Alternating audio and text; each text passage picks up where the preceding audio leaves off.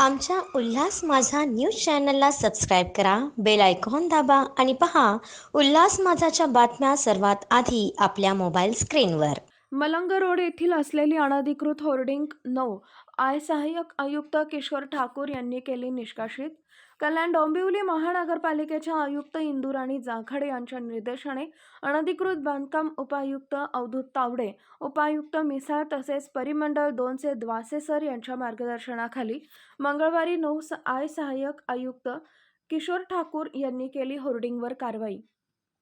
9 सहाय्यक आयुक्त किशोर ठाकूर यांनी पदभार स्वीकारल्यावर अनधिकृत बांधकामांवरती कारवाया करताना आपल्याला दिसत आहेत. अनधिकृत बार होर्डिंग यांच्यावर देखील त्यांनी कारवाई केली आहे. तसेच रस्त्यामध्ये येणारे अनधिकृत गाळे यांच्यावर देखील कारवाई करण्यात आलेली आहे. मंगळवारी द्वारली येथील 20x30 या अनधिकृत होर्डिंगवर किशोर ठाकूर यांनी कारवाई केली आहे. यावेळेस महापालिका कर्मचारी, फेरीवाला पथक उपस्थित होते. तर यावेळेस किशोर ठाकूर यांनी बोलताना सांगितले की अजून मला खूप अनधिकृत बांधकामांवरती तसेच होर्डिंगवर कारवाया करायच्या आहेत.